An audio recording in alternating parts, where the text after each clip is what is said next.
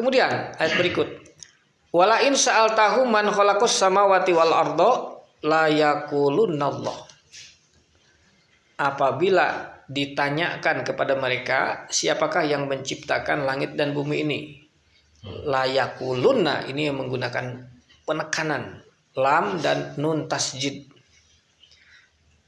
Kan yakulu kan, kemudian ditambah penekanan penegasan. Mereka pasti akan berkata Allah. Jadi masalahnya apa?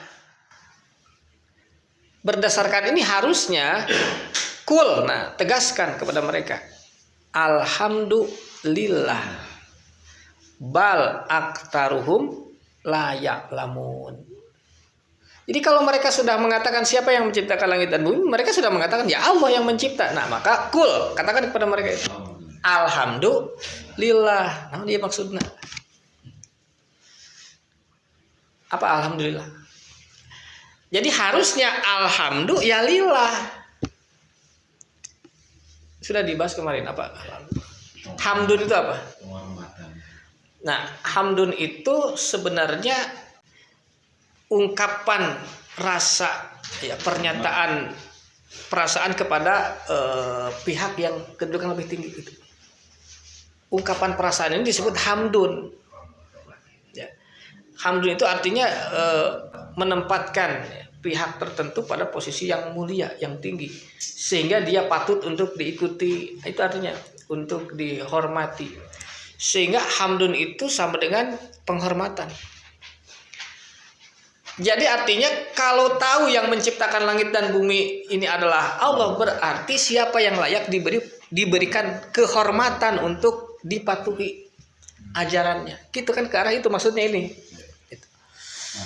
Berarti mereka alhamdulillah mereka bukan buat Allah, bukan. Nah itu artinya. Berarti mereka itu bukan kepada Allah alhamdulillah. Alhamdulillah. Nah, li mawajadna alaihi abana. Mereka itu memberikan penghormatan, kan itu maksudnya. Mengagung-agungkan, memuliakan warisan para pendahulunya. Dipusti-pusti gitu, cek bahasa orang. Dimuli, kudu ku ieu, kudu make ieu, ikuti ini. Itu kan alhamdulillah mereka. Jadi walaupun sekarang orang bilang alhamdulillah, tetap yang dihormati apa? Allah, bukan. Itu makna alhamdulillah, itu harus paham. Ya, jadi kalau diartikan sekarang apa? Segala puji bagi Allah. Nah, ini kan berarti sasarannya kepada zat Allah sebenarnya, pribadi Allah. Nah, ini sangat dipengaruhi oleh filsafat ketuhanan jelas. Filsafat ketuhanan melahirkan ilmu tauhid. Tauhid itu belajar tentang zat Allah dengan sifat-sifat yang melekat kepadanya. Maka yang menonjol dalam ilmu tauhid itu adalah apa? Bahwa Allah dengan segala sifat-sifatnya tidak sama dengan makhluknya. Itu. Jadi dari situlah sehingga melahirkan satu pemikiran bahwa segala puji hanya bagi Allah. Jadi akhirnya Allah jadikan objek penilaian, objek pujian. Allah itu tidak sama dengan makhluknya Allah. Nah, jadi objek. Nah, jadi ini sudah melenceng dari sasaran Al-Qur'an. Jadi Al-Qur'an bukan untuk memuji Allah, bukan. Al-Qur'an untuk meletakkan makom Allah. Gitu. Jadi alhamdulillah itu meletakkan makom Allah gitu. Yang dihormati, alhamdulillah. Jadi ketika kita mengucapkan membacakan Al-Fatihah, yaitu alhamdulillahi rabbil alamin. Artinya kita menyatakan penghormatan hanya bagi Allah. Artinya konsekuensi dari ucapan itu siap mengikuti hanya menurut Allah saja. Tapi kalau segala puji bagi Allah, apa urusannya? Allah itu baik, Allah itu bagus. Jadi nggak ada yang lebih bagus, yang lebih layak untuk dipuji, hanya Allah. Jadi sasarannya jadi kemana gitu kan ya. Jadi ini sudah tidak tepat sasaran. Karena sudah pakai tinjauan ilmu apa tadi? Tauhid itu dari filsafat, Pak. filsafat ketuhanan, ini harus paham, ada pengaruh. Salah satu pengaruhnya adalah sifat-sifat Allah di sini melekat di dalam terjemahan dengan menambahkan kata maha. Padahal itu bukan sifat, harusnya letakkan kembali kepada makom, kedudukan Allah ini penting. Begitu.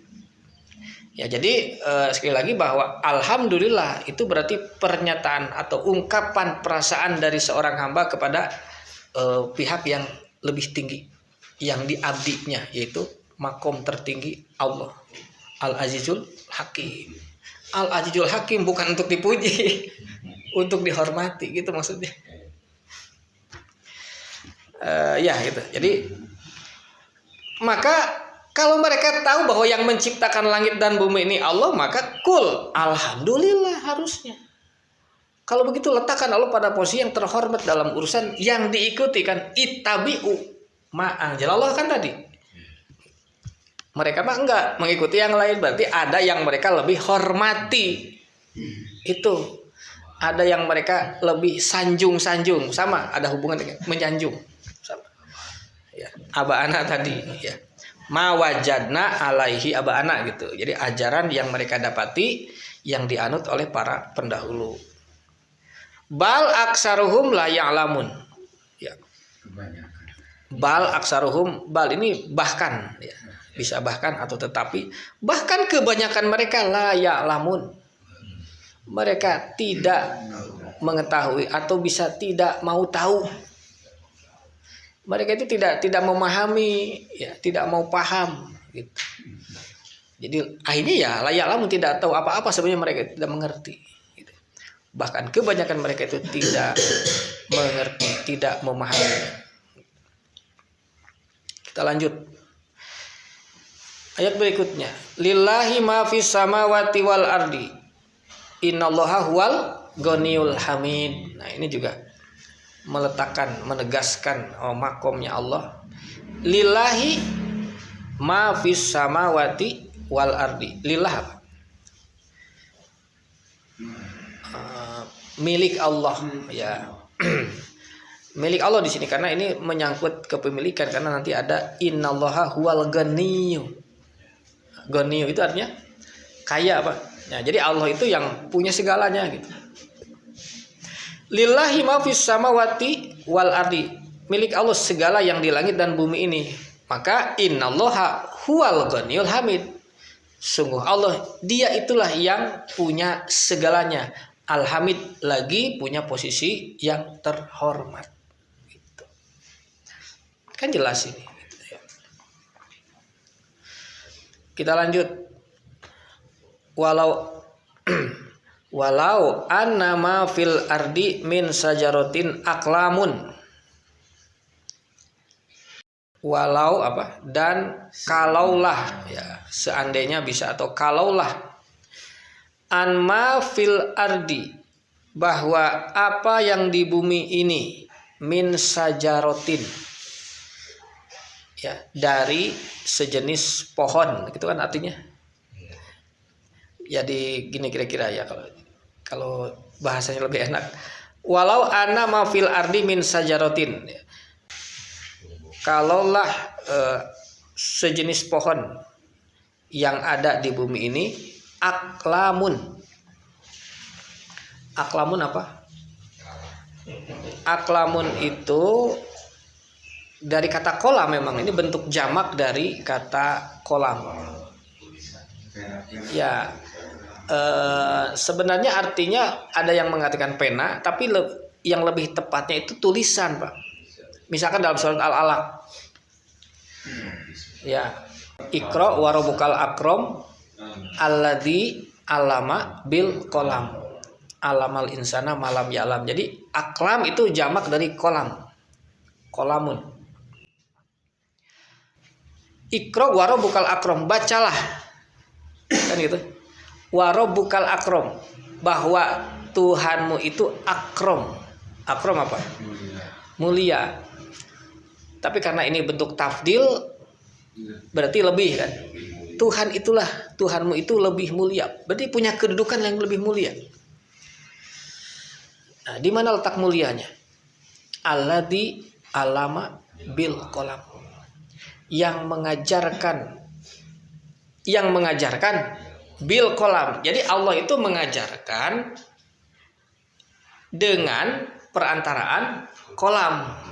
Nah, kolam itu apa? Nah, sekarang kalau diartikan pena kan yang ada Allah mengajarkan dengan pena. Mana buktinya?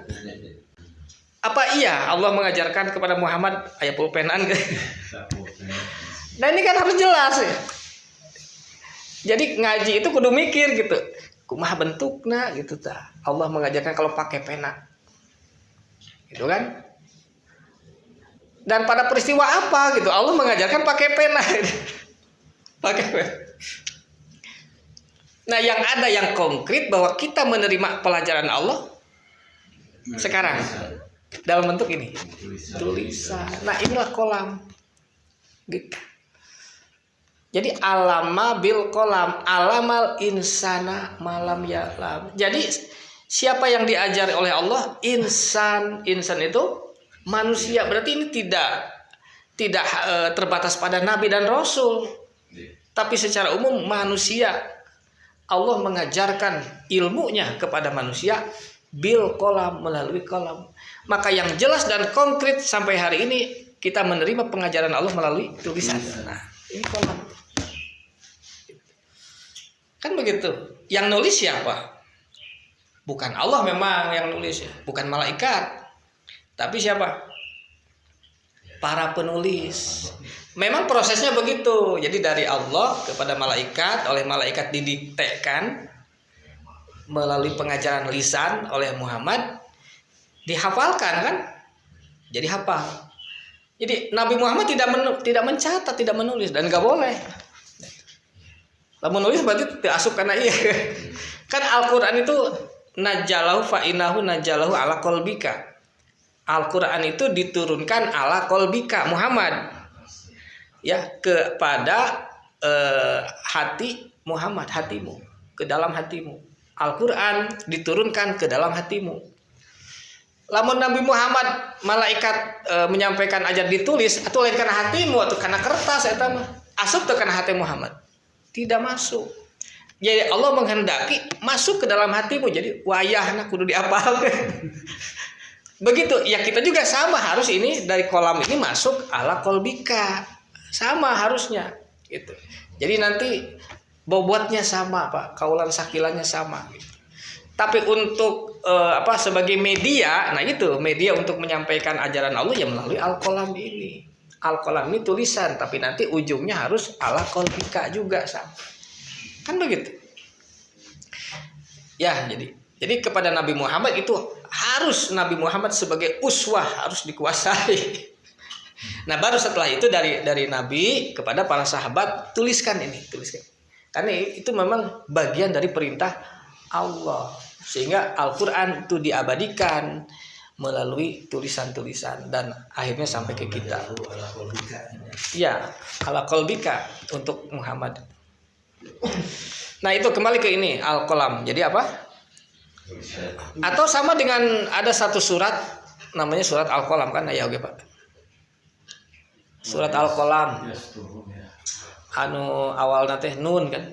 Nun wal qalami wa ma yasturun. Nah itu. Dari situ aja udah kelihatan apa yang dimaksud al-qalam. Wal qalam, perihal al-qalam. Apa itu al-qalam? Sama dengan wa ma yasturun. Apa arti wa ma yasturun? Dan perihal apa yang mereka tulis. Jadi yasturun itu menulis, Pak. Jadi al-qalam ya menulis berarti tulisan. Jadi Al-Qur'an sebagai al-qalam mau dibandingkan dengan apa yang mereka tulis. Nah, itu jadi yang dimaksud al-qalam ya konkret ya. Jadi aklam kolam itu tulisan. Kalau pena kan hanya alat tulis, belum jadi apa-apa eta mah.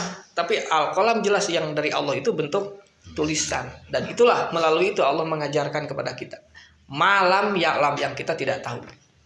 Melalui tulisan inilah Allah mau mengajarkan kepada kita segala yang kita belum tahu. Gitu. Nah, kita kembali ke sini. Ya, walau anna ma fil ardi min sajaratin aklamun. Jadi kalaulah pertumbuhan yang ada di bumi gitu artinya. Jadi sajarotun artinya kan bisa pohon, tapi bisa juga artinya pohon itu sesuatu yang tumbuhan yang tumbuh. Ya. Jadi kalau ini diartikan pohon, ini memang sulit dipahami maka ini kita lihat ini ada kemungkinan ini adalah majasi. Ya, tapi kita lihat aja. Ya, jadi walau anama fil ardi min sajarotin artinya seandainya ya tumbuhan yang ada di bumi ini. Nah, kan artinya itu kan tumbuhan yang ada di bumi. Apa itu tumbuhan yang ada di bumi? Itu menjadi aklamun, itu menjadi tulisan-tulisan.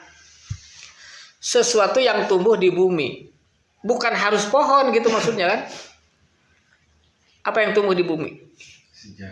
Bukan harus pohon. Nah, ini mau disandingkan, mau dihubungkan dengan ma'angjalallah, dengan apa yang Allah turunkan.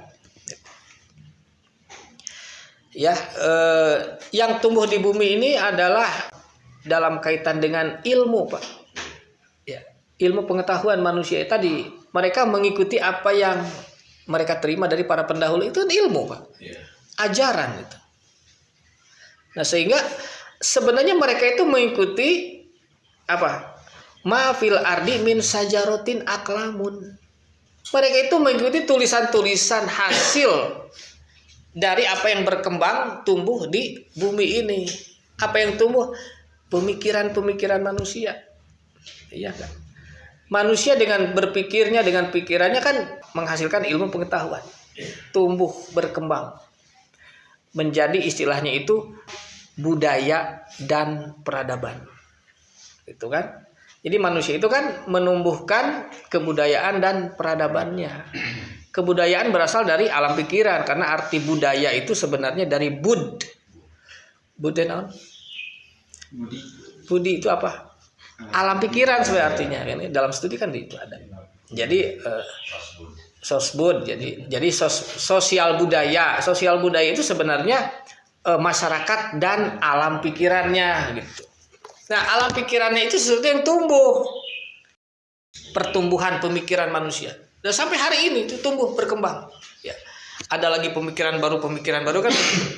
Mana berbagai pemikiran dengan berbagai aliran-alirannya. Dimulai dari sejarah pemikiran manusia yang tercatat di dalam buku-buku rekamannya yang tertulis itu sejak pemikiran-pemikiran Yunani, ya, filsafat Yunani.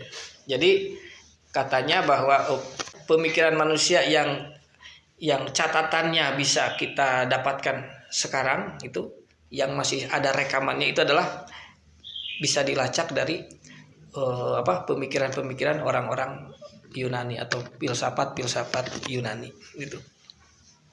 Nah, jadi itu yang disebut yang tumbuh berkembang itu adalah budaya dan peradaban yang ada di bumi ini, dan itu pertumbuhannya tertuang ke dalam tulisan-tulisan. Jadi tumbuh enggak itu? Tumbuh. Filsafat itu tumbuh menjadi berbagai cabang ilmu, Pak. Berbagai cabang, ada ilmu alam, kan? Ada ilmu sosial, ilmu alam. Ada lagi ya bagian-bagiannya, ilmu fisika, kimia, biologi, kan satu pertumbuhan. Ya. Ilmu sosial juga ada, ilmu politik, ada ilmu hukum, ada macam-macam, psikologi, ekonomi itu. Termasuk juga bagian dari filsafat juga tumbuh menjadi ilmu agama. Maksudnya filsafat juga mempengaruhi agama, ada karena ada filsafat ketuhanan. Itu juga sajaroh, satu pertumbuhan yang ada di muka bumi ini. Cuman bukan pertumbuhan fisikal, bukan pertumbuhan ilmiah, pertumbuhan ilmu gitu. Jadi adanya di alam pikiran. Nah, kelihatannya nanti wujudnya dalam bentuk itu, dalam bentuk catatan-catatan, dalam bentuk aklam itu, catatan-catatan tertulis gitu. Sampai sekarang kan warisan kebudayaan dan peradaban itu tertulis, tercatat di dalam perpustakaan gitu. Kamu ayeuna geus dengan adanya teknologi internet, maka semua warisan kebudayaan peradaban itu sudah tersimpan, ya. Apa namanya, database-nya. Tinggal dicari oleh kita di Google gitu. Ya enggak? Kan gitu. Itu semua sudah hasil pertumbuhan, perkembangan yang ada di muka bumi ini. Nah, itu kira-kira yang dimaksud dengan apa? Ma fil ardi min sajarotin aklamun. Benar tuh? Ma fil ardi, apa yang di bumi, min sajarotin, sejenis pertumbuhan, aklamun, dalam bentuk tulisan-tulisan. Nah, lain eta coba. Pertumbuhan itu pertumbuhan budaya dan peradaban. Kemudian kita lanjut. Mana tadi teh? Wal bahru yamuduhu mim ba'dihi sab'atu abhurin. Wal bahru, dan lautan. Nah, ini juga masih kaitkan dengan konteks ini. Wal bahru, dan lautannya. Jadi lautan itu melambangkan, ya, atau memajaskan sesuatu yang melimpah banyak. Kan lautan. Wah, ada lautan manusia, ada lautan kan. Lautan itu bisa dalam bahasa majasi, kiasan, digunakan untuk sesuatu yang banyak. Lautan. Nah, ini lautan apa, Pak? Ya, kembali ke itu, konteksnya ilmu, kan? Jadi lautan ilmu, wal bahru, lautan ilmu, dan lautan ilmu tentang apa yang ditulis itu, yamuduhu mim ba'dihi sab'atu abhurin. Ya, lautan ilmu yang ada itu, misalkan itu bertambah lagi menjadi 7 kali lipat banyaknya. Begitu enggak? Lautan ilmu itu bertambah enggak? Bertambah. Karena dari satu objek kajian dalam filsafat itu kan, dalam satu objek kajian itu bisa nanti bertambah menjadi berbagai aliran gitu maksudnya. Alirannya loba deh kita, nambahan deh. Berlipat-lipat kena, ya. Jadi satu objek ilmu bisa pecah menjadi berbagai, bisa pecah lagi menjadi banyak aliran-aliran, nambahan deh gitu. Kajian-kajian ilmu. Nah, begitu. Idealisme Plato. Plato punya teori, ya. Dalam bukunya apa? Buku Plato. Orang mengkaji filsafat pemikiran Plato itu dalam satu buku namanya Republik, kalau nggak salah ya. Bukunya Plato itu judulnya Republik, tentang negara ideal dan lain sebagainya gitu ya. Dan ada lagi nanti buku-buku yang lain dari Plato. Nah, dari Plato ini nanti ada lagi aliran-aliran pecahan-pecahannya, disebut Neoplatonisme misalkan. Neoplatonisme. Ada lagi nanti tokoh yang terkenal dari Neoplatonisme itu Plotinus. Plotinus itu Neoplatonisme. Nah, Neoplatonisme inilah yang mempengaruhi pemikiran-pemikiran keagamaan Yahudi, Kristen, Islam. Itu dari Neoplatonisme. Jadi tidak langsung dari Plato, Pak. Dikembangkan lagi oleh si Neoplatonisme dengan teori yang terkenal, teori emanasi. Nah, dari sinilah nanti mempengaruhi kajian-kajian filsafat ketuhanan dalam agama. Gitu. Sehingga akhirnya timbullah perdebatan tentang Tuhan. Nah, perdebatan tentang Tuhan. Ada Trinitas, nanti apa itu Trinitas? Tritunggal. Jadi Tuhan itu terdiri dari 3 pribadi. Nah, itu dari kajian filsafat asalnya.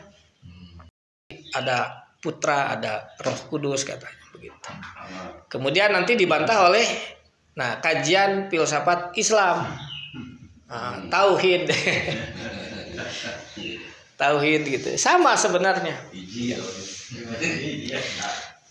Nah, itu jadi yang saya maksud wal bahru itu lautan keilmuan. Lautan ilmu itu nanti bisa bertambah lagi menjadi 7 lautan, 7 kali lipat, karena memang dari satu objek kajian itu akan menjadi pecah lagi menjadi berbagai aliran-aliran yang melimpah ruah lagi. Sampai sekarang itu tidak terbendung, tidak terhingga jumlah lautan ilmu pengetahuan dari pemikiran-pemikiran kalangan intelektual itu. Nah, itu ke sana ya. Nah, ini ya. tadi walau anna, ini kalimatnya walau, seandainya, sekiranya gitu kan. Sekiranya apa yang bertumbuh di bumi ini menjadi tulisan dan ilmu pengetahuan yang melimpah itu berlipat-lipat ya. Lautan ilmu pengetahuan memenuhi isi alam pikiran manusia di dunia ini kan begitu. Kan kita ini kebanjiran nggak? Alam pikiran manusia itu sudah kebanjiran ilmu pengetahuan. Nah, sekalipun kita ini kebanjiran gitu, mana fidat? Nah ini pertanyaan pentingnya ini. Mana fidat kalimatullah? Mana fidat kalimatullah? Apa arti nafidat? Nafidat itu hapus, hilang. Kalau di sini diartikan habis. Nah kalau habis nggak jelas maksudnya kemana gitu. Bukan habis tapi hilang gitu. Jadi kalimatullah itu tidak akan hapus dengan adanya lautan ilmu ini gitu. Kan logikanya harusnya ya enggak, ilmu Allah ini tersisihkan sehingga orang jadi lupa, jadi hilang aja udah. Harusnya kan begitu logikanya. Tapi kata Allah ini enggak akan hilang gitu maksudnya. Kalimatullah tetap akan eksis sekalipun di dunia ini memenuhi alam pikiran manusia di dunia ini melimpah ruah gitu, lautan keilmuan gitu. Nah maka manafidat kalimatullah. Nah kalimatullah itu tidak akan hapus baik itu eksistensinya, keberadaannya, apalagi di sini berlakunya kalimatullah. Maksudnya gini, kalimatullah itu punya kekuatan hukum gitu. Jadi dengan adanya limpahan lautan pengetahuan itu, kekuatan hukum kalimatullah itu tetap berlaku. Jangan dianggap ini jadi nggak berlaku kadaluarsa, nggak bisa. Iya nggak? Kan bisa aja begitu. Sehingga orang meninggalkan ini Al-Quran sudah nggak berlaku, hati-hati. Ini yang akan tetap berlaku. Jadi tidak akan dipengaruhi oleh limpahan lautan ilmu pengetahuan yang ada. Al-Quran tetap eksis dan tetap ini punya kekuatan hukum terhadap makhluk Allah yang bernama manusia ini. Maka ditutup dengan kalimat berikut, Innallaha azizun hakim. Tuhnya diletakkan lagi nih makom Allah, Innallaha azizun hakim. Allah adalah aziz, otoritas. Ya. Al-Hakim hukum. Jadi Allah adalah otoritas hukum. Gitu. Sehingga kalimat ini, satu ayat ini untuk menegaskan kuatnya otoritas hukum Allah di dunia ini. Tidak akan hilang. Itu kan tidak akan redup dengan adanya lautan ilmu pengetahuan yang melanda pemikiran umat manusia. Ini akan tetap eksis terus. Begitu. Baik itu keberadaannya maupun juga tadi apa? Kekuatan hukumnya. Ini berlaku. Jadi hati-hati. Ya kekuatan hukum itu tadi. Kalau manusia ada yang mengingkari apa yang diturunkan Allah, ini tetap berlaku bahwa lahum azabun alim. Tetap berlaku. Sanksi hukum Allah akan tetap berlaku. Ya, kita lanjutkan. Ayat berikutnya masih ada ya? Masih ada 2 ayat lagi. Ma khalqukum wala ba'sukum ila kanafsin wahidah. Apa artinya? Ma khalqukum. Ma di sini kelihatannya ma nafi ya, tidak ya. Tidak ada perwujudan kalian. Jadi hal hukum kan ciptaan atau maksudnya di sini perwujudan ya. Tidak ada perwujudan kalian, wala ba'sukum, juga tidak ada kebangkitan kalian. Jadi ini ada 2 hal ya. Pertama khalqukum apa? Penciptaan kalian di mana? Di dunia kan, berarti perwujudan kita sekarang. Khalqukum. Kemudian ada ba'sukum. Berarti kebangkitan di mana? Nah, nanti di akhirat. Jadi ini mau menunjukkan, membandingkan ada 2 perwujudan lah gitu ya. Perwujudan pertama di dunia ini khalqukum, Juga nanti ada perwujudan kedua, yaitu ba'sukum, akan dibangkitkan lagi. Nah, maka dikatakan mahal kukum wala ba'sukum. Tidak ada perwujudan kalian dan juga kebangkitan kalian ila kecuali kanafsin wahidatin. Apa artinya? Ka, apa arti ka? Seperti. Sebenarnya ka itu bukan harus seperti, Pak. Jadi ka itu secara umum artinya sama dengan. Gitu. Harus tuh. Kalau seperti kan biasanya digunakan untuk bahasa perumpamaan. Nah, jadi huruf K bukan harus perumpamaan, tapi bisa juga maknanya sama dengan. Ini sama dengan ini, juga bisa menggunakan K. Ya boleh gitu. Jadi K bisa seperti, juga artinya bisa sama dengan. Maksud saya begini, bahwa perwujudan kita di dunia dengan kebangkitan nanti adalah kanafsin wahidatin. Nah, kalau diartikan K, kalau diartikan seperti juga bisa ya, tapi maksudnya sama gitu maksudnya. Nafsin wahidah apa? Nafsin wahidah. Nafsin kan diri. Diri yang itu. Wahidah satu, Pak. Jadi seperti diri yang satu atau sama dengan diri yang satu gitu. Sama. Jadi perwujudan kita sekarang dengan kebangkitan nanti itu bukan pribadi yang berbeda gitu maksudnya. Itu pribadi yang sama. Diri kita yang sama gitu. Jadi ketika kita nanti dibangkitkan, kesadaran kita, tubuh kita itu adalah tubuh kita yang pernah ditumbuhkan di dunia ini sekarang ini. Kesadaran kita juga kesadaran hasil perjalanan kesadaran kita selama di dunia. Jadi pribadi yang sama, orang-orang keneh gitu. Gitu. Kemudian dikatakan kalimat terakhirnya apa? Innallaha sami'un basir. Apa maksudnya? Innallaha sami'un basir. Sesungguhnya Allah mendengar dan basir melihat atau mengawasi. Nah, apa hubungannya kalimat ini? Jadi ketika nanti kita dibangkitkan, Allah mah moal pahili gitu. Iya sahateanya. Kata teh. Kan Allah mendengar, meliput artinya Allah meliput segalanya dan juga basir melihat segalanya. Moal pahili. Ketika kita bangkit, ya sahateanya, sehingga Allah nggak akan salah mengambil keputusan. Jadi keputusan yang akan Allah jatuhkan kepada diri kita tepat, memang kita adalah pribadi kita yang dulu ketika di dunia melakukan ini.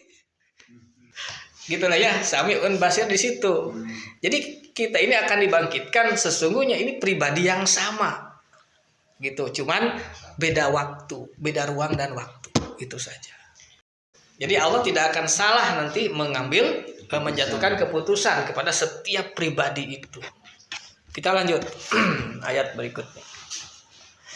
Alam taro anallaha yuliju laila fin nahar wa yuliju nahara fil lail. Tidakkah kau perhatikan bahwa Allah memasukkan di sini ya, memasukkan malam fi nahar, di waktu, ya kan, fi nahar di waktu siang. Jadi Allah memasukkan waktu malam di waktu siang. Ya kan bisa juga waktu siang kemudian Allah masukkan waktu malam. Ya. Kemudian begitu sebaliknya wa yuliju nahara fil lail. Dan juga Allah masukkan waktu siang fi laili, di waktu malam. Atau ya artinya tadi apa? Tadi Pak atau apa? Mengedar apa? Menggilir. Ya, jadi Allah pergilirkan antara waktu siang dan waktu malam. Nah, ini apa kepentingan kalimat ini? Tidakkah kau perhatikan bahwa Allah memasukkan malam ketika waktu siang dan memasukkan siang ke waktu di waktu malam. Wasakhara samsa wal qamar, dan dia Allah menundukkan matahari dan bulan. Kulun, masing-masing, yajri ya, masing-masing yajri ila ajalin musamman, masing-masing beredar. Jadi tadi pergantian siang dan malam, begitu juga peredaran matahari dan bulan, masing-masing itu beredar ila ajalin musamman, sampai ajal. Ajal apa? Ajal artinya batas, batas waktu musamman yang telah ditentukan. Jadi masing-masing itu beredar pada hingga batas yang ditentukan. Sehingga nanti pergantian siang dan malam, peredaran matahari dan bulan ini berarti satu rencana Allah. Ya. Peredaran ini satu rencana Allah yang Allah akan tutup peredaran ini sampai batas yang Allah tentukan. Kemudian wa anallaha bima ta'maluna khabir, dan sungguh Allah bima ta'maluna, dengan apa yang kalian perbuat, kan, dengan apa yang kalian amalkan, khabir. Khabir artinya meneliti atau mencermati. Nah, jadi apa yang kita lakukan dalam mengisi waktu selama pergantian malam dan siang? Apa yang kita lakukan di waktu siang? Apa yang kita lakukan di waktu malam? Sudah Allah ajarkan nggak peruntukannya? Kan eta. Nah, ini Allah pergulirkan terus ila ajalin musamman sampai game over nanti. Nah, bagaimana ya kita mengisi waktu malam dan bagaimana kita mengisi waktu siang? Kan Allah tidak menciptakan itu sia-sia, bukan tanpa tujuan, KBG bertujuan. Sehingga yang seharusnya malam itu adalah litaskunu fiha. Ya, kita ini untuk melakukan aktivitas yang tenang, yaitu aktivitas pembentukan, pembinaan alam pikiran. Siang untuk aktivitas fisik, aktivitas mengamalkan, menjalankan berbagai tugas-tugas hidup, kan begitu. Dan ini saling berhubungan. Jadi malam adalah persiapan, siang adalah aktualisasi. Begitu seterusnya. Kemudian masuk malam lagi. Malam itu ada evaluasi, ada introspeksi. Ya enggak? Kemudian siang siap lagi, action lagi, kan begitu seterusnya. Kalau kita pahami Al-Qur'an itu seperti itu. Jadi malam untuk berdandan, kan begitu. Apa di berdandan? Ya, libasan kata untuk sebagai iya. Jadi untuk merias diri, mendandani diri, memperbaiki mana yang bengkok-bengkok, mana yang nah itu betul. Wallahu yuqaddiru laila wan nahar. Jadi ada rencana Allah untuk. Nah, kita gunakan nggak pergantian siang dan malam ini? Itu wallahu bima ta'maluna khabir. Gitu. Jadi ulah nepi urang naon teh hirup teh seumur-umur ngeluh gitu kan ya. Kumaha cenah hirup teh ripu cenah. Padahal Allah sudah menciptakan pergantian siang dan malam. Eta penting dipakai naon gitu. Kan harusnya bisa mengevaluasi, mengoreksi, keisukan kudu kumaha, jangan sampai melakukan kesalahan. Tapi ini tidak digunakan. Gitu. Harusnya orang beriman itu dalam hidup itu harus ada perkembangan. Tong aya keluhan gitu. Karena itu segala sesuatu sudah Allah siapkan untuk apa? Dalam rangka pertumbuhan. Kan kemarin apa? Untuk menumbuhkan zaujin karim sebenarnya. Jadi di dunia ini Allah menciptakan termasuk di dalamnya peredaran siang dan malam itu untuk sarana bagi Allah bagi membina ya pertumbuhan zaujin karim. Siapa itu zaujin karim? Pribadi-pribadi yang mulia gitu. Nah, kita lanjutkan itu ya. Jadi semua ini peredaran siang dan malam, matahari dan bulan, semua itu nanti akan berhenti pada saatnya ila ajalin musamman. Berarti Allah sudah selesai melakukan pengawasan, penilaian, dan akhirnya akan memberikan keputusan gitu. Dalika bi anallaha huwal haq. Itulah yang demikian itu bi anallaha, bahwa Allah adalah al-haq. Nah, apa itu al-haq? Allah adalah yang hak. Allah adalah yang benar. Hak itu kan benar, Pak. yang benar sebagai apa maksudnya? Nanti oleh filsafat ketuhanan diarahkan Tuhan yang benar gitu.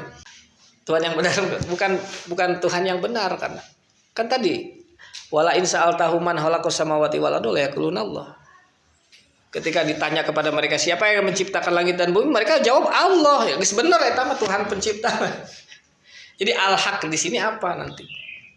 Nanti mau dibandingkan dengan wa anna ma yad'una min dunihi al-batil. Dan bahwa apa yang mereka yad'u apa? Yad'u. Mereka Dakwahkan, Pak. Da'a yad'u dakwatan. Kalau diartikan apa yang mereka serukan, ini kurang dipahami maksudnya, masih abu-abu gitu. Apa yang mereka serukan selain Allah. Ya udah, apa yang mereka dakwahkan, ini kan berbicara tadi, apa yang mereka ikuti dari para pendahulu. Berarti mereka ikuti dakwah siapa? Awalau kana syaitanu yad'uhum, kan dakwah setan bukan? Dakwah setan. Yad'uhum. Jadi wa anna ma yad'una min dunihi al-batil. Apapun yang mereka dakwahkan selain dari Allah itulah batil. Apa arti batil? batal. Lawan hak. Ya, jadi Allah itulah yang hak, dalam arti yang hak, yang benar, yang sepatutnya untuk diikuti. Sedangkan yang selain dari Allah itu batil. Nah, batil itu berarti bisa artinya palsu gitu. Itu palsu. Nggak ada kekuatan apapun. Sia-sia begitu. Jadi makanya disebut batil. Jadi kalau hak itu sebanding dengan asli, maka kalau batil itu sebanding dengan tidak asli, ini palsu. Jadi kalau palsu berarti tidak ada kualitasnya atau tidak punya kekuatan hukum yang sesungguhnya. Nah itu.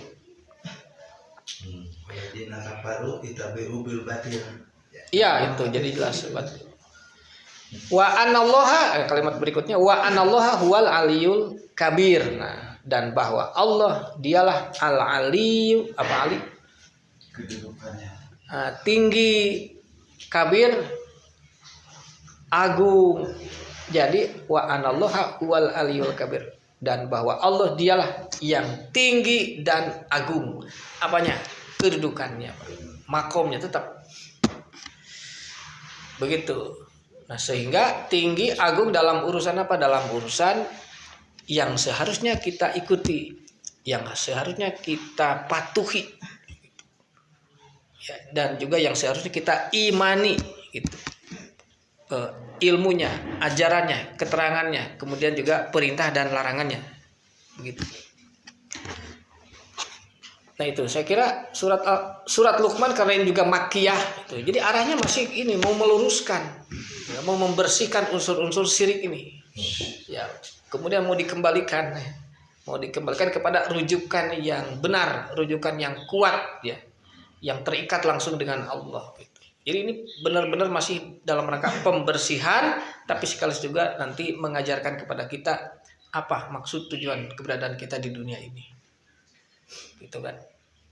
Barangkali itu dulu yang bisa disampaikan, ya, ya seadanya.